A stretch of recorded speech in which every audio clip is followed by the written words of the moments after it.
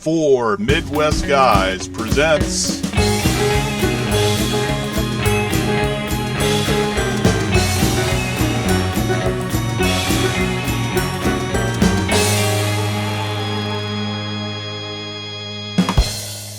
Hello and welcome to the Four Midwest Guys presents The Race is On. That's right, the show where I get to geek out, talk about Oscar season, all the great movies coming out, and my lovely wife reins me in to make sure I don't wear out my welcome with you wonderful people.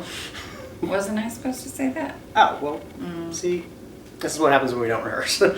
But yes, thank you for being here, thank you for putting up with me, and sincerely for keeping me in check. So, since there are so many categories, we've decided to break it in. So many. We're breaking it into 3 shows. We're going to be as quick and condensed as possible. We're going to break it into, the first show is going to be the ones where they've already announced what the finalists are. The second one is going to be the ones that are more the technical awards that are just kind of up in the air. And the third are what we call the big 3, which is your picture, your director, leading What actor, everybody wants to leading know. actress, and screenplay. So, and the way that we're going to do this show is we're actually... I can do this. Oh, you want to do this? Okay, thank you. So what we're going to do is, I'm going to show it to you too. We're going to set a timer. And then we're going to stop John from talking about the topic he's talking about and have him move on to the next one. Okay, guys? So this way he doesn't get too much into it and too involved. And that way you guys have more time to, do what you need to do. So. Alrighty, so we're going to start with the first category, which is, would you like to hit the start button for me? Yep. Best animated film. 10 minutes. Sure. Now I'm going to divide it into 3 things. Surefire, Very Strong, and Meh. Our Surefire nominees are, of course, going to be Toy Story 4, Missing Link, and Frozen 2. Like, if any of those don't get nominated, that'll be a shock. So that gives us 2 more nominations, which I'm going to say How to Train Your Dragon: The Lost World is going to take the 4th slot. And the 5th slot... sure, like there's a Netflix film out, it's like a French film called I Lost My Body. That seems to be doing pretty good. Other than that, there's another film out called Abominable, which did something in theaters, I guess. Not Addams Family or... No, I don't see that. I haven't seen it on any of the other precursor nominations, so. Okay. No. Yeah. All right. Hey, On to I the did next. pretty good. Hey, I did pretty good. Whoa! Don't drop my phone. It was under 2 minutes. Yes. All right. Moving on. Next category is best song. Surefire is going to be "I'm Gonna Love Me Again" from Rocket Man, "Into the Unknown" from Frozen 2, and "Stand Up" from Harriet. Then that leaves us again with another 2 slots open. So I'm thinking based on the other nominations, from what we've seen from the British Academy, from the Broadcast Film Critics, they've nominated this film called Wild Rose. It has a song in there called Glasgow. That seems like it has a good shot. Interesting. The Academy loves the movies where they have the songs integrated into them, which that could take the 4th slot. And speaking of, that leaves us with our 5th and final slot. So, the Academy can do one of 2 things. It can go the commercial route where they want to draw in viewers by announcing who's going to be performing, or they could go the more independent route to support like a wave of a film getting like a bunch of nominations. The film that could get a bunch of nominations this year is Parasite. There's a song called A Glass of Soju, which is played over the end credits, and the other song would be more commercials if they decide to say, let's let Beyonce perform, so we want to have Spirit from The Lion King get nominated. So, could be one of those 2.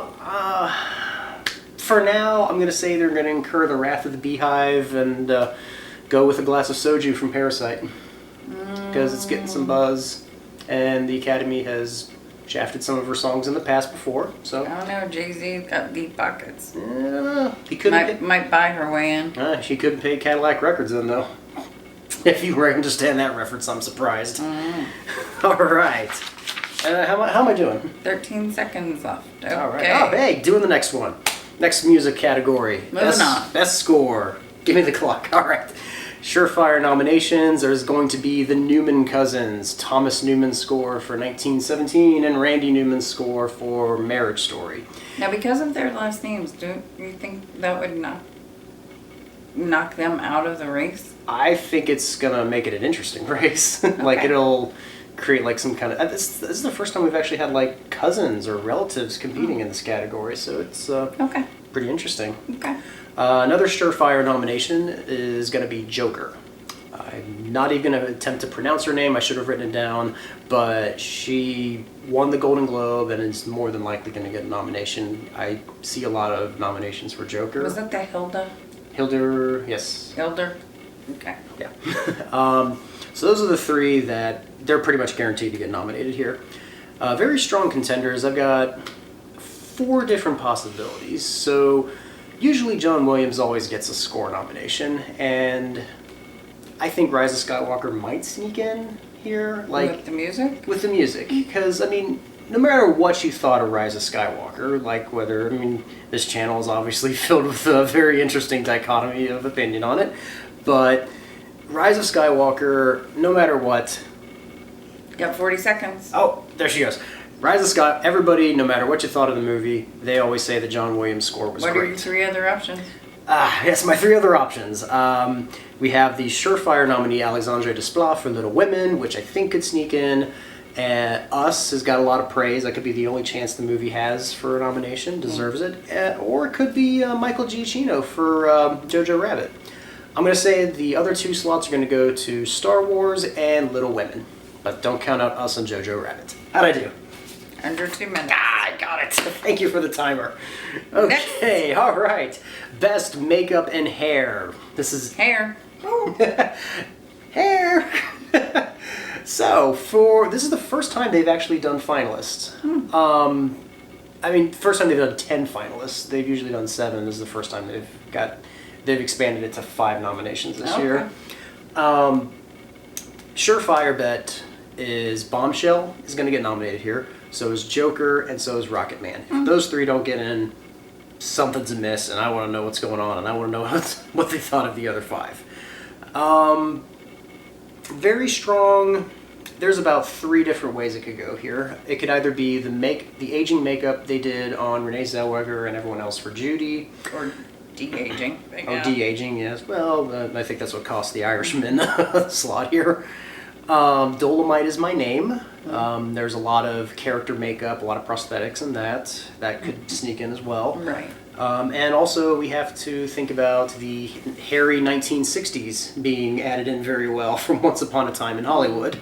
They had to get all that 60s hair in on everyone. So, Make Leo look older than he actually is. right, or than he wants to admit.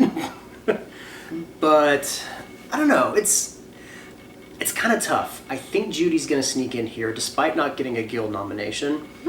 I don't know. I'm torn. 30 seconds.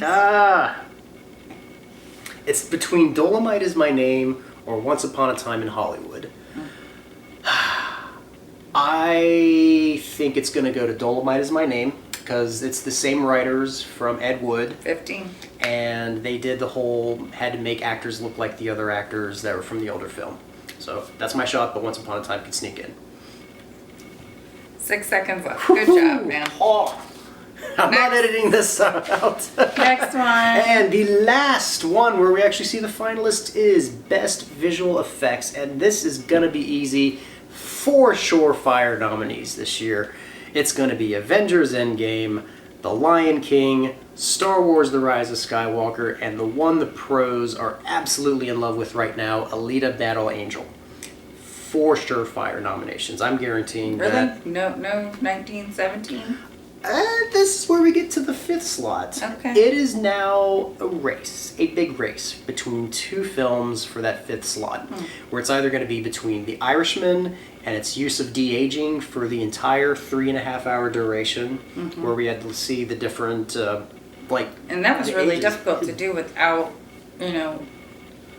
the new technology that we have out today, right? Well, on top, yeah, because Marty doesn't like to. I say Marty like I know him. Martin Scorsese didn't want to have any kind of like the motion capture dots on the actors. He wanted to have the actors actually as themselves on screen. Right. So they had to develop a new camera software to put the off on the side to essentially read the facial expressions in infrared. We just watched a special on it this morning about it. It was really neat.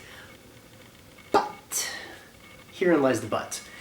I also just 45 seconds.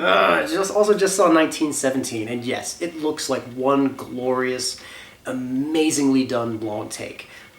But there are edits, and it's because of a very clever visual effects department that knew how to put them in.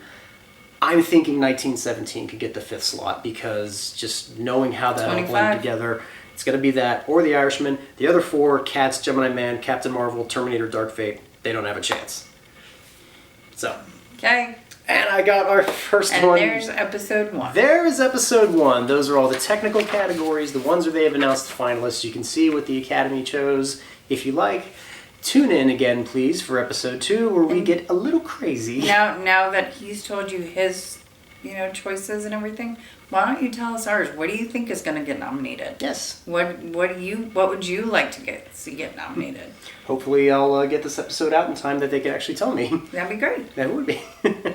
All right, so stay tuned for episode 2, and where she keeps me on track of trying to figure out the wild card categories. 2-minute rapid fire John discussing movies. I like this. I like this format you put for me. It keeps me honest. I love it. All right, guys. We'll see you later. See you soon. Bye.